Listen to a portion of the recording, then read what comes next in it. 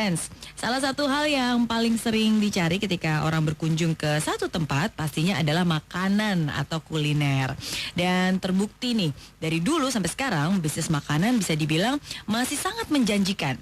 Nah, tapi meskipun menjanjikan, untuk bisa menjual sebuah produk dari makanan bisa dibilang juga nggak mudah ya, nggak mudah membalik telapak tangan. Dibutuhkan cara yang unik supaya bisnis yang dijalankan bisa tetap bertahan, dan bukan cuma bertahan tapi bahkan berkembang dan punya banyak cabang. Nah, salah satunya biasanya tuh dengan cara promosi yang unik, promosi yang menarik, dan hal ini juga sudah sering kali terbukti bisa menggait banyak konsumen di tengah kuatnya arus persaingan. Nah, saya yakin Anda pasti udah bisa nebak ya apa tema yang akan saya angkat kali ini. Ya, betul sekali, karena tema yang kita akan malam ini seputar kuliner. Dan pastinya sangat seru banget nih. Apalagi saya sendiri merupakan orang yang suka banget makan, suka sekali berkuliner, terutama menu khas Indonesia. Nah, gimana dengan Anda?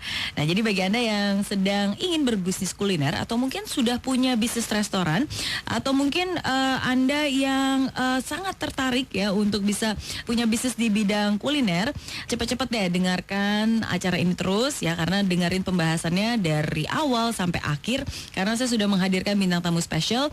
Orangnya sih masih sangat muda, tapi pengalamannya banyak banget dan ide-ide kreatifnya juga luar biasa. Dan pastinya beliau akan membagikan cara dan juga tips gimana caranya bisa menarik dan bisa sukses di bisnis kuliner yang nantinya bisa langsung diimplementasikan. Nah, mungkin saya perkenalin dulu nih, bintang tamu saya adalah Darmawan Eka Putra. Beliau merupakan CEO dan juga Presiden Director dari The Cost Group.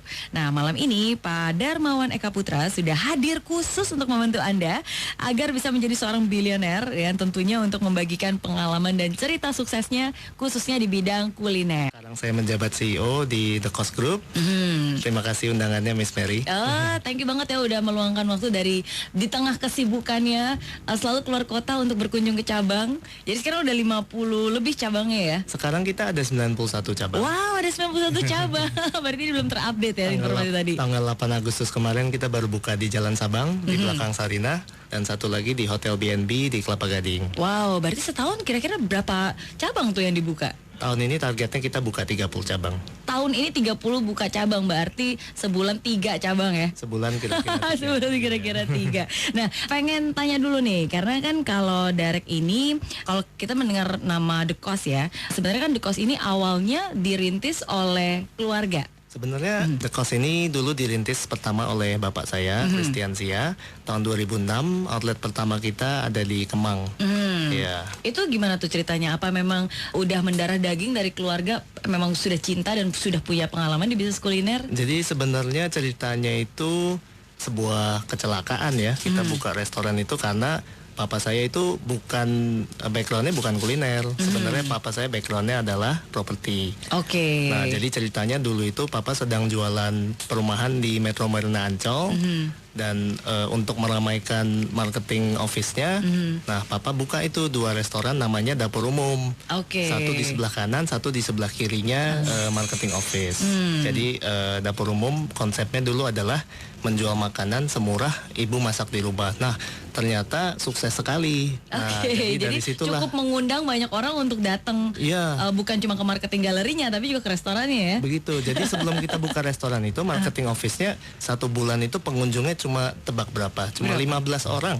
15 orang pengunjung. Nah, sejak kita buka restoran itu, nah sehari itu tamunya bisa sekitar 3.000 orang. Sehari 3.000 orang? Sehari 3.000, sampai pintunya sempat jebol waktu itu. Apa yang membuat dapat pengunjung 3.000 padahal mungkin restorannya sederhana ya, namanya juga dapur umum. Nah, ternyata dari eksperimen itu kita melihat orang Indonesia itu suka mencari sesuatu yang unik begitu, karena sehari-hari kita mencari sesuatu yang beda, yang menginspirasi kita. Ada sesuatu yang lagi ngehits nih, apa nih, yuk kita cobain. Dan ternyata harganya juga sangat terjangkau kan, jadi ya sangat diminati oleh publik waktu itu. Oke, terus akhirnya apa membuat papa memutuskan untuk kalau gitu bisnis kuliner aja nih dijadikan usaha? Jadi waktu itu kita menjual makanan itu dalam cost price, artinya kita menjual di harga bahan baku. Nah, rencananya overheadnya restoran itu akan di cover oleh marketing budget si perumahan. Nah, ternyata dengan membludaknya tamu yang datang, ternyata kita dapat quantity discount karena dengan volume yang sangat besar, tentu supplier akan memberi kita bulk discount seperti itu. Jadi sebenarnya pada saat itu kita semua juga terkejut. Oh, ternyata di luar hitungan ini malah marketing perumahan tidak nombok restoran kami. Jadi kita bisa lihat bahwa dengan volume yang besar kita bisa mendapat efisiensi dan bulk discount. Dan akhirnya diteruskan, tapi namanya dirubah dong. Kalau dulu namanya apa? Nah, dulu itu namanya dapur umum. Sekarang kita buat lebih trendy sedikit, namanya The Cost, yang artinya the self cooking cost. The self cooking cost. Jadi menjual dengan harga baku ya. Harga bahan baku. Harga bahan baku. Iya. Dan itu 10 tahun yang lalu ya. Itu The Cost pertama dibangun tahun 2006, jadi 9 September 2006. 1 bulan lagi kami ulang tahun yang ke-10. Ya, pertama outlet kami di Kemang Raya, di Kemang. Dan sekarang udah 91 tadi ya. Ada 91 cabang. Target kami 5 tahun lagi menjadi 2000 cabang. Wow, luar biasa. Oke, tapi ngomong-ngomong, kapan Darek mulai men-take over nih dari selama ini kan berarti papa yang menjalankan bisnisnya? Ya, betul seperti itu. Jadi saya balik ke Indonesia tahun 2014. Dulu itu saya sekolah di Australia. Saya sempat kerja di pertambangan di Australia. Lalu saya sempat juga spend 1 tahun di China untuk belajar bahasa Mandarin. Lalu 2014 saya memutuskan untuk pulang. Kenapa? Karena saya lihat potensi bisnis di Indonesia ini sangat besar. Nah, jadi saya memutuskan 2014 pulang ke Indonesia. Dan meneruskan ya. Karena banyak juga orang yang mungkin pertama ketika mereka udah sekolah di luar negeri jarang yang sebenarnya mau pulang balik ke Indonesia. Berarti kamu termasuk beberapa yang berbeda ya. Nah, kedua biasanya udah balik ke Indonesia maunya mulai bisnis sendiri, apalagi zaman sekarang kan digital, pengennya startup, pengennya fashion, pengennya sesuatu yang dimulai sendiri. Jarang yang benar-benar mau meneruskan bisnis yang apalagi udah dijalankan oleh keluarga. Iya, sebenarnya saya memutuskan untuk join bisnis keluarga ini karena saya melihat The Cost ini masih balita, saya melihat. Jadi saya ingin membesarkan The Cost ini menjadi the biggest F&B player in the world karena saya melihat konsepnya ini sangat scalable. Dan kalau kita bisa menjual makanan yang harganya murah dan berkualitas baik, tentunya marketnya akan besar sekali. Apa sih hambatan terbesar ketika kamu pertama kali masuk dan men-take over? Mungkin banyak orang biasanya nih yang berpikir, aduh ini masih muda, masa langsung tiba-tiba jadi CEO dan memimpin. Ada nggak kendala seperti itu? Jadi sebenarnya pas saya masuk tahun 2014, saya tidak langsung jadi CEO. Jadi waktu itu saya menjabat sebagai manajemen audit. Berarti memang pertama kali masuk juga memang sudah tahu operasional seperti apa dan memang mengurusi keseharian di sana ya? Ya, karena saya pas mulai ditaruh dari bawah, jadi saya bisa melihat perusahaan itu operationnya dari bawah itu seperti apa. Karena operation adalah fondasi dari bisnis kita ini. Jadi kita harus mengerti kira-kira apa yang membuat bisnis The Cost menjadi bisnis seperti sekarang ini. Apa tantangan terbesar Darek sekarang memanage The Cost? Jadi sebenarnya saya lihat bisnis restoran tuh tantangan terbesarnya salah satu adalah SDM. Karena saya melihat bisnis restoran itu sangat padat karya. Beda dengan bisnis misalnya digital atau apa gitu ya. Saya melihat restoran itu sangat padat karya dan sangat bergantung dengan kualitas servis, sangat bergantung dengan kualitas makanan.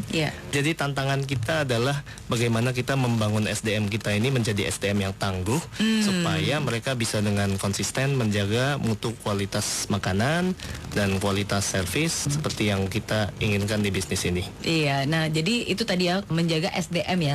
Saya yakin juga pasti nggak mudah, bukan hanya mencari SDM-nya tapi juga menjaga kualitas SDM-nya. Oke, nah tapi hal kedua yang saya yakin juga pasti setuju nih, yaitu promosi.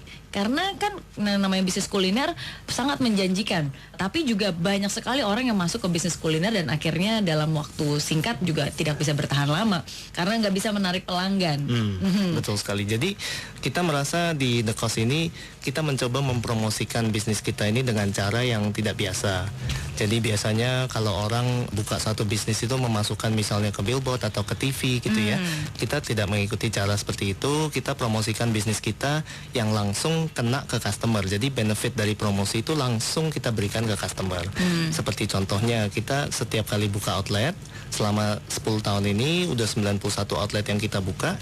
Di bulan pertama itu up to you price. Up to you price. Yang artinya customer boleh bayar sesuka-suka si customer itu mau bayar. Oh ya? Betul. Jadi boleh makan apa aja, pesan apa aja, habis itu bayar suka-suka. Betul sekali. Oh gitu. Jadi Nggak takut jadi rugi? dari promosi itu kita ternyata banyak menemukan uang langka yang saya pun belum pernah lihat. Rp5, 25 sen, yang koin tengahnya masih bolong itu. Iya. Ya, jadi dari promosi-promosi unik seperti ini kita banyak dibicarakan orang. Itu nomor satu. Nomor dua, karena kita unik, jadi menjadi news value. Berapa lama tuh promosinya? Masih ingat nggak? Dalam arti berapa lama alokasi waktu yang diberikan untuk dalam tanda kutip merugi? Jadi sebenarnya prinsip bisnis di The Cost ini, kita pada saat mulai bisnis kita bisa pilih. Kita itu mau pilih cari uang dulu atau mau cari nama dulu. Nah, kita pilih jalan yang mencari nama dulu. Karena kalau kita sudah dapat namanya, nanti orang akan cari kita. Dan pada akhirnya nantinya uangnya pun akan datang sendiri. Nah, jadi kita di The Cost ini kita merasa pada saat mulai bisnis yang penting adalah cari nama dulu. Iya, tapi setuju sih, karena walaupun saya berdomisili di Singapura pada saat itu ya, tapi setiap kali saya balik ke Indo, Mama juga dulu pernah cerita, iya nih di The Cost nih jadi dapat sampai ke Miss Mary juga ya, yang di Singapura. Betul, maksudnya ada restoran seafood, harganya murah, udah gitu diskonnya waktu itu yang Mama cerita sih diskonnya pakai umur. Nah, jadi itu adalah, jadi umur berapa diskonnya dengan harga yang tertua itu. Itu adalah promosi kita selanjutnya. Jadi up to you price kan dilakukan untuk outlet-outlet yang baru buka. Nah, diskon umur ini dilakukan setiap Selasa, tapi outletnya kita gilir. Jadi diskon umur ini memberikan diskon sesuai umur orang tertua di meja itu. Jadi bukan satu orang yang didiskon umurkan, tapi satu bill di meja itu. Nah, jadi kita banyak dapat simpati dari masyarakat karena orang lihat The Cost ini baik ya. Maksudnya kenapa orang tua ini begitu diperhatikan, promosinya mementingkan orang tua. Jadi mengajak orang tua juga untuk ikut makan bersama ya. Jadi banyak orang tua yang bilang, oh terima kasih The Cost karena sebelum ada promosi ini saya ini sebenarnya jarang diajak keluar sama anak saya. Nah, sejak ada The Cost, saya ini hari ini lagi nggak enak badan, tapi saya dipaksa sebenarnya ke sini. Karena kalau misalnya contohnya yang ikut makan adalah misalnya nenek gitu ya, usianya udah 85, berarti diskonnya 85% satu meja. 85% untuk satu meja. Waktu itu saya lihat sendiri di The Cost of the Muis pada saat kita diskon umur, ada satu meja itu neneknya mungkin umurnya sudah 95 tahun kira-kira ya. Lalu satu meja 10 orang itu mereka pesan 10 lobster. Wow. Dan diskonnya 95%. Diskonnya 95% ya. Jadi nggak ada batasan pesan makanan apapun pada saat itu ya. Iya, berarti mungkin sering kali yang lihat segerombolan anak muda, nanti ada satu orang yang tua. Nah, sebenarnya memang seperti itu. Tebakan Miss Mary sudah tepat. Maksudnya saya juga banyak melihat banyak anak muda, misalnya lagi duduk di meja, lalu tiba-tiba kenapa ada mbok-mbok duduk di pinggir? Oh, ternyata itu joki begitu. Dijokiin juga. Dijokiin juga asal ada diskonnya. Tapi nggak apa-apa, nggak masalah. Nggak masalah. Nggak masalah ya. Malah lebih heboh.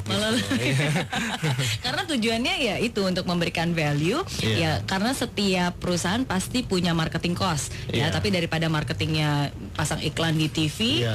Ya langsung aja diberikan ke konsumen sehingga dia pun juga bisa ikut ngerasain dan enak ya nanti balik lagi. Betul. Jadi di The Cost ini kami merasa promosi itu harus diberikan yang manfaatnya langsung dirasakan oleh customer. Jadi kita pilih promosi-promosi yang unik dan juga langsung dikenakan ke customer.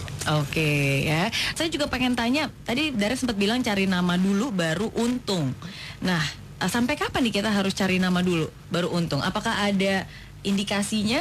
Kita harus cari nama, saya rasa sampai kita terkenal. Kalau kita belum terkenal, saya rasa jangan stop dulu. Kita harus cari nama sampai orang itu mengenal brand kita, sampai orang itu kita sudah mendapatkan customer base. Apakah itu butuh 1 tahun atau 2 tahun, tapi dalam jangka panjang kalau kita strateginya adalah mencari nama terlebih dahulu, saya rasa jangka panjangnya akan lebih baik. Bisa lebih sustainable ya. Lebih sustainable. Oke. Nah, tapi kan kalau dari nama nih The Cost kan udah terkenal banget nih, semua orang juga sudah tahu. Tapi uniknya tetap terus aja memberikan promosi-promosi harga-harga yang sangat Jadi apa ya, sangat menarik. Jadi sebenarnya di Indonesia ini kan ada 260 juta orang ya. Kita baru buka di kota-kota seperti Ambon, Kupang, Ponorogo, dan sebenarnya di kota-kota tersebut mungkin mereka baru dengar kabar burung saja dari Pulau Jawa bahwa ada The Cost ini yang benar-benar bikin up to you price. Nah, jadi di kota-kota tersebut yang kota-kota baru kita tetap harus menjalankan ini supaya terasa juga di pulau-pulau kota-kota tersebut. Jadi mereka juga tetap diberlakukan promosi yang sama untuk kota-kota yang baru dibuka, cabang-cabang yang baru dibuka di sana ya. Wah, luar biasa nih.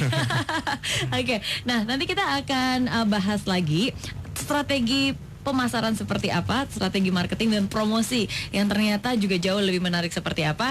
Tapi jangan dibahas dulu ya, apalagi nanti kita juga akan menjawab pertanyaan dari Anda yang sudah masuk lewat SMS dan juga lewat account Twitter. Jadi friends, jangan kemana-mana, tetap di The Mary Riana Show. Masih bersama saya Mary Riana dan Anda masih di The Mary Riana Show, Live Your Best Life for Indonesia. Wah, seru banget ya perbincangan saya dengan Darek, CEO dari The Cost Group, yang memang kaya banget dengan ide-ide yang brilian, dan bukan cuma ide tapi ternyata bisa mengeksekusi dan mengimplementasinya dengan sangat sukses. Nah, jadi untuk Anda yang dari tadi pengen tanya nih, gimana sih kiat-kiat sukses khususnya di bisnis kuliner, silahkan Anda bisa tanya lewat account Twitter kami di @maryriana dan juga @sonorfm92, atau bisa juga SMS ke 0812 112 9200, karena ada 5 orang yang bertanya dan juga beruntung hari ini yang akan mendapatkan hadiah, yaitu berupa dinner di The Cost VIP ya. The Cost VIP berarti ada di cabang mana nih, Derek? Jadi saya cerita sedikit kenapa kita membuat cabang The Cost VIP ini. Jadi The Cost VIP ini kita ada 2 cabang. Sekarang ada di Jalan Abdul Muiz di seberang Departemen Perhubungan. Itu kita punya outlet standalone di sana, 600 kursi. Lalu kita ada lagi satu di Grand Metropolitan Mall di Bekasi. Jadi dulu itu banyak yang komplain ke kita. Komplain sebenarnya banyak teman-teman sih komplain ke kita bahwa kenapa kalau saya bawa tamu atau bawa klien atau bawa pejabat ke The Cost itu ada perasaan malu. Malunya kenapa? Bukan karena tempatnya bagaimana jelek atau bagaimana, tapi karena saya dikira orang itu dikira dia itu mau mencari murah, makanya ajak makannya itu ke The Cost. Karena kan memang terkenal dengan harganya yang terjangkau, gitu ya. Iya, Okay. jadi sebenarnya menimbulkan rasa malu di situ pada saat mereka menjamu klien. Lalu atas permintaan dari beberapa pihak, akhirnya kita buatlah The Cost VIP, yang kita buat ada ballroomnya, ada VIP roomnya. Jadi kita bikin yang up class. Jadi The Cost VIP itu sekarang teman saya yang tempo hari komplain itu mereka sudah bilang, oh kalau tempatnya seperti ini saya sudah tidak malu lagi. Kita jadi bikin di tempatnya itu di Jalan Abdul Muiz, masih ring 1 di Jakarta Pusat, di sebelah Tanah Abang 1. Dan di The Cost VIP Abdul Muiz itu ada juga promosi hamil baru bayar. Nah, itu dia yang tadi saya mau tanya ya. Bahwa ternyata walaupun nama sudah sangat dikenal, tapi terus memikirkan ide baru, ide kreatif. Dan salah satu hal yang hasil riset saya ini juga ternyata bisa melakukan resepsi pernikahan di situ, dan pengantinnya nggak harus bayar, cuma harus bayar ketika hamil. Jadi mereka boleh pesta, undang temannya, kita siapkan makanannya dan ballroomnya dan dekornya. Lalu mereka boleh pesta, dan setelah pesta boleh pulang. Dan Gitu ya, mereka nggak ditagih? bayarnya itu ya pada saat pengantin wanitanya hamil. Hamil, Gitu. oke. Kalau nggak hamil gimana dong? Kalau nggak hamil gratis. Ini beneran nggak takut rugi? Ini sudah dipastikan kan rugi dong. Berarti kan ini bukan cuma sekeluarga makan satu meja ya, tapi ini kan resepsi yang isinya 300 orang. Jadi betul kita batasi resepsi ini 300 tamu. Tapi sebenarnya ini adalah bagian dari marketing budget kami. Jadi daripada kami masukkan ke televisi atau ke billboard semacam itu yang manfaatnya tidak dirasakan langsung, kami memilih hamil baru bayar ini. Jadi orang-orang yang kurang mampu tapi udah pengen merit, kita sediakan ini ada ballroomnya, ada cateringnya, lalu silakan merit. Setelah hamil silakan ngaku saja dan bayar ke kita. Oh gitu ya, nggak diteleponin terus, kamu sudah hamil belum? Enggak, kita nggak teleponin terus. Kayaknya setelah hari ini pasti bakal banyak banget telepon yang masuk untuk nanya. Nggak ada kriteria? Kriterianya hanya fotokopi KTP, tidak ada DP, tidak ada apa-apa. Silahkan telepon ke kantor marketingnya The Cost. Bisa dibuka di Google, kita sudah pasang di situ. Jadi di The Cost ini kita selalu kalau bikin promo itu kriterianya adalah promo ini harus unik. Jadi belum pernah dilakukan oleh orang lain. Kenapa harus unik? Karena kalau promonya tidak unik, promo itu sudah pernah dilakukan oleh mungkin beberapa banyak businessman, dan promo ini tidak lagi menjadi news value. Jadi karena promo kita belum pernah ada di mana-mana, jadi dibicarakan orangnya mungkin jadi heboh gitu ya. Karena hanya di The Cost gitu. Nah itu yang kita cari dari itu yang dicari promosi. ya. Iya. Dan ini sebenarnya memang sudah dikonsepkan dari awal, terbukti dengan apa ya, pemilihan nama PT. Nama PT-nya ini juga PT Pendekar Bodoh. Gitu. Kok biasa kan nama PT keren-keren gitu. Ini kenapa pendekar begitu bodoh lagi? Nah jadi filosofi dari PT Pendekar Bodoh ini sebenarnya kita ini adalah bisnis ini kita merasa bahwa lebih baik menjadi orang bodoh daripada orang pintar. Kenapa? Karena kalau kita menjadi penjual dan kita menjadi penjual yang pintar, kita cenderung akan harganya itu dimahalin. Tapi yang kita lupa kadang-kadang adalah kita pintar, tapi customer kita lebih pintar lagi. Nah, jadi kalau kita pasang harganya mahal-mahal, mereka kabur. Jadi lebih baik kita menjadi bodoh saja, jual yang harga terjangkau, jadi customernya suka gitu loh. Oh, penjual ini bodoh nih, nggak akan menipu saya, kira-kira seperti itu. Tapi kenapa namanya di depannya ada pendekarnya? Jadi kita walaupun bodoh-bodoh, tapi berjiwa pendekar. Jadi artinya kita dalam berbisnis itu sambil membantu orang seperti itu. Jadi Satria ya, jiwa Satria. Jadi manajer cost itu banyak yang umurnya sudah 60-an, 70-an. Nah, mereka itu pas daftar itu pada saat kita ditempatkan di mana kita harus memilih manajer baru. Kalau ada kandidat yang umur 60 dan umur 30 misalnya, kita selalu pilih yang umur 60. Oh ya? Kenapa? Kenapa seperti itu? Karena kita merasa yang umur 60 ini misalnya beliau sudah menjanda atau seperti apa gitu ya. Ibu ini mungkin kalau melamar di tempat lain mungkin tidak akan diterima. Dan mungkin ibu ini kalau tidak dapat kerjaan mungkin bisa mati kelaparan. Jadi kita merasa bahwa kita ini bisnis harus sambil membantu masyarakat seperti itu. Karena dengan kita lebih banyak membantu, ya pada akhirnya mereka pun juga akan membantu kita lewat caranya masing-masing ya. Iya, dan ternyata dengan cara ini royalti atau apa namanya, bagaimana si ibu itu merasa berterima kasih ke kita, ibu itu menjadi pekerjaannya lebih rajin dan lebih loyal ke kita, itu menjadi manfaat di kita juga di belakangnya. Dan akhirnya sekarang juga bukan hanya menguasai bisnis di bidang seafood ya, tapi juga jual sushi. Bodoh namanya. Jadi pada tahun 2012 kita ekspansi ke bisnis bakery. Bakery dulu ya? Ya, jadi 2012 itu kita merasa bahwa masyarakat Indonesia ini lama-kelamaan makin lama makin suka dengan roti. Jadi kita lihat banyak toko roti di mana-mana. Kita juga masuk ke bisnis roti, namanya The Stupid Baker. Nah, itu kita juga melakukannya dengan konsep yang sama. Jadi kita menjual mutu bintang 5, harganya stupid price. Kira-kira seperti itu. Selalu dengan harga yang terjangkau ya, sudah menjadi filosofi. Menjadi DNA di bisnis kita. Jadi DNA di bisnisnya. Nah, saya ingin tanya nih, karena kan pengalamannya tadi juga sudah cukup banyak, apalagi dengan ide-ide barunya. Nah, kalau menurut dari Derek sendiri, yang mana yang perlu diutamakan antara pilih nama atau pilih tempat? Saya merasa bahwa kalau kita mau buka restoran, tempat itu adalah salah satu faktor yang paling penting. Jadi kalau lokasinya bagus, hampir bisa dipastikan bahwa trafficnya pun juga bagus. Nah, kalau pilih nama, kita juga merasa pada saat kita pilih nama itu harus yang mudah diingat. Lalu nama itu harus positif. Jadi kalau pilih nama jangan pilih yang mungkin berunsur negatif, kira-kira seperti itu. Tapi saya merasa dua-duanya penting. Tapi saya merasa Lokasi penting ya? Lokasi itu penting, tapi sebenarnya The Cost itu kita banyak yang ditempatkan itu di lantai paling atas dan di pojok. Dan tapi tetap ramai gitu loh. Jadi saya merasa lokasi itu penting, tapi bukan faktor yang menentukan. Jadi sebenarnya kita harus cari nama sampai kita dicari orang, walaupun lokasinya itu tidak prime gitu ya. Kita tetap dicari pengunjung. Dan biasanya lokasi yang kurang prime seperti itu, biasanya sewanya kita mendapatkan diskon. Dan itu juga pasti akan sangat mempengaruhi cash flow juga, dan makanya ya sekali lagi harga bisa diturunkan, marketing bisa dibanyakan ya karena dengan skala seperti itu, dengan punya nama, dengan banyak yang datang itu juga bisa mengurangi biaya-biaya tadi, dapat bulk discount. Iya, betul ya kan? sekali. Dapat harga yang juga lebih terjangkau dari segi rental dan seterusnya. Iya, betul. Oke, nah tapi kalau ngomongin tentang bisnis restoran nih, banyak juga restoran yang umurnya belum sampai 2 tahun udah gulung tikar. Biasanya kan kebawa hype di awal, rame, tapi lama-lama abis itu sepi, abis itu bangkrut juga. Nah kalau menurut Derek sendiri gimana? Jadi restoran itu yang paling utama adalah cita rasa.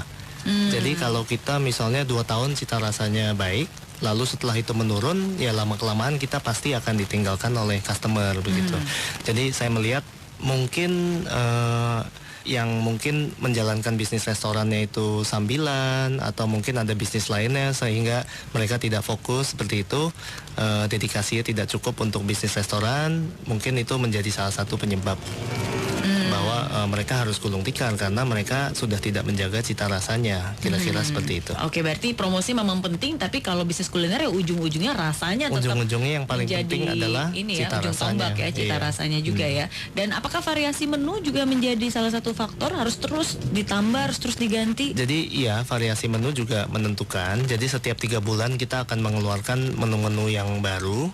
Kita punya tim R&D di kantor pusat yang selalu mencoba ciptakan menu-menu baru supaya orang nggak bosan, kira-kira seperti itu. Jadi terus mencoba ya, dites pas tes market juga ya. Ya, kita tentunya akan tes market mungkin selama 1-2 bulan, dan bila peminatnya cukup banyak, kita akan menu itu akan menjadi menu tetap, kira-kira seperti itu. Oke, nah ini juga ada pertanyaan yang sudah masuk dari Jejes. Saya pengen mulai bisnis kuliner, tapi biasanya kalau bisnis kuliner tuh cenderung modalnya banyak karena harus beli peralatan, bahan baku dan seterusnya. Iya. Gimana tuh cara mengatasinya? Apa memang harus punya modal?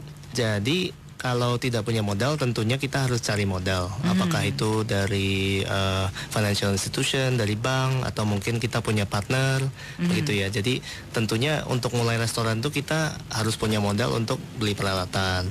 Lalu tentunya mungkin kalau belum ada bangunan, kita harus bangun bangunannya. Nah, seperti itu kira-kira. Oke, jadi memang ya bagaimanapun juga semua bisnis harus dimulai dari modal ya. Harus Walaupun dimulai dari modal. tidak selalu membutuhkan modal yang besar sebenarnya ya.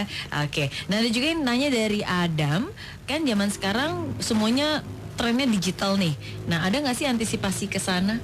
Apalagi anak muda nggak ada ketertarikan untuk terjun ke dunia digital atau membawa The Cost ke digital? Nah, kita memang ingin membawa The Cost ke digital. Jadi mungkin nantinya The Cost itu mungkin bisa dipesan melalui aplikasi atau melalui website yang nantinya kita bisa antarkan langsung ke si pemesan. Nantinya makanan pun bisa dipesan ya? online. Oke. Nah, ada satu pertanyaan lagi nih dari Sandi. Nah, ini tentang cabang. Kan buka cabang tuh nggak mudah. Ada nggak sih strategi untuk memperluas cabang baru yang lebih efektif? Dan mungkin kapan sebuah restoran ini sudah waktunya untuk dibuat cabang? Apakah ada indikatornya? Jadi kita itu melihat di Indonesia ini potensinya masih sangat besar. Jadi dan Indonesia itu ekonominya adalah growing middle segment. Jadi kita melihat kan sekarang banyak developer sedang bikin mall itu di maybe second tier city, third tier city, dan kita akan masuk ke city-city tersebut, dan tentunya menyesuaikan makanan dan harganya sesuai dengan marketnya masing-masing. Tapi kita melihat sebenarnya masih banyak orang Indonesia ini yang perlu makanan enak dan terjangkau kira-kira. Jadi kita punya target dalam 5 tahun kita harus bisa buka 2.000 outlet. Apakah satu cabang itu harus break even atau untung dulu baru buka cabang berikutnya? Jadi cara kita di The Cost tidak seperti itu. Karena misalnya kita buka 1 cabang atau 2 cabang, mungkin belum break even karena mungkin namanya belum dikenal. Tapi mungkin setelah kita buka 10 cabang, nama kita makin lama makin terkenal, dan akhirnya cabang pertama, cabang kedua itu yang belum break even tiba-tiba akhirnya break even. Nah, jadi sebenarnya kalau kita mau nunggu itu mungkin bisa nunggu bertahun-tahun ya sampai itu mungkin bisa break even. Tapi tentunya kita juga mementingkan untuk building brand The Cost ini. Jadi dari awal kita tidak pernah menunggu sampai break even. Kita harus fokus adalah brand building The Kos ini sendiri. Oke, berarti memang sudah ada perencanaan ya. Jadi mungkin di tahun pertama untuk bisa membangun brand ini dibutuhkan berapa cabang nih di titik-titik tertentu. Iya, seperti itu. Oke. Nah, ada satu hal lagi juga yang sudah direncanakan dan harus dilaksanakan karena di setiap The Mary Riana Show ada sesi Love Letter for Indonesia. Surat cinta yang dibacakan khusus oleh narasumber saya. Dan inilah sesi Cinta Indonesia. Cinta Indonesia. Halo Indonesia, membawamu menuju perubahan ternyata tidak pernah mudah. Butuh waktu, tenaga, keringat, bahkan hingga tetes darah. Teringat nyawa para pahlawan yang dikorbankan untuk sebuah kemerdekaan. Karena mereka, kami merasakan perubahan. Karena mereka, kami punya kesempatan untuk perbaikan. Kini, maukah kita berkorban, membawa kekasih tercinta Indonesia untuk lebih jaya dan dihargai oleh dunia? Kemerdekaan adalah sebuah perjalanan, maka teruslah kita berjalan, jangan mau tertahan. Karena Indonesiaku, engkau pantas untuk diperjuangkan. Yeay. Thank you untuk love letternya, Thank you, Derek. Mary. Sama-sama. Dan pertanyaan terakhir saya nih, kan di Indonesia sudah merajalela dan plan cabangnya juga udah banyak nih. Jadi apa langkah selanjutnya? Apa mungkin go internasional, buka cabang di Malaysia, di Singapura? Jadi kita memang berencana untuk ekspansi ke luar negeri. Tentunya saya melihat konsep ngekos ini akan sangat ngehits di mungkin developing countries daripada mungkin country yang udah develop seperti Singapura atau Amerika atau Eropa. Saya melihat the cost ini mungkin akan sangat berkembang di developing country yang sama seperti Indonesia juga growing middle segment. Karena saya melihat mayoritas dari market the cost ini adalah middle segment yang sedang growing ini. Jadi mungkin kedepannya kita akan ekspansi juga ke Singapura, Malaysia, ke China, Vietnam. Jadi di mana ada orang yang price sensitif, artinya terpengaruh terhadap harga dan mencari mutu yang baik dan lapar, dan kita akan ada di sana. Kayaknya itu selalu ada pasarnya deh untuk market seperti itu ya.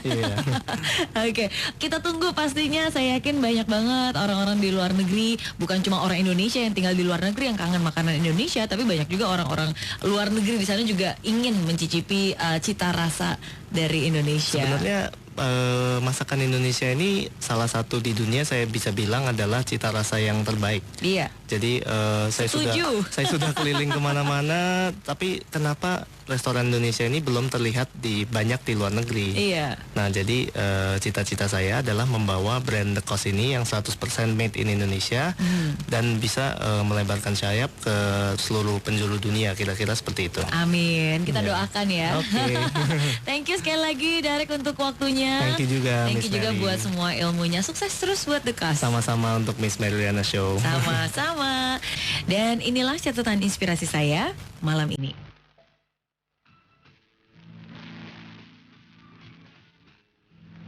Saat ini banyak yang larut dalam kesibukan. Seakan tidak ada lagi waktu untuk menyiapkan makanan. Baik untuk mempersiapkan bekal perjalanan, apalagi untuk agenda liburan. Kini makanan tidak hanya dijadikan pemuas kebutuhan. Bisa juga untuk merefresh otak dari kepenatan. Anda bisa gunakan ini sebagai kesempatan dan mengambilnya sebagai jalan kesuksesan. Dari situ Anda bisa mulai mencoba. Sebab peluang usaha makanan akan selalu lebar terbuka. Jangan takut meski sudah banyak yang terjun di sana, karena tugas Anda adalah menghadirkan olahan rasa. Yang tentunya dibalut inovasi, pelayanan, dan harga. Dan saya percaya Anda pasti bisa. Friends, terima kasih atas perhatian dan partisipasi Anda pada hari ini. Semoga obrolan kita di The Mary Riana Show selalu bermanfaat dan bisa memberikan dampak positif bagi kehidupan Anda. Saya Mary Riana, pamit undur diri. Sampai jumpa minggu depan. Dan Indonesia pasti bisa.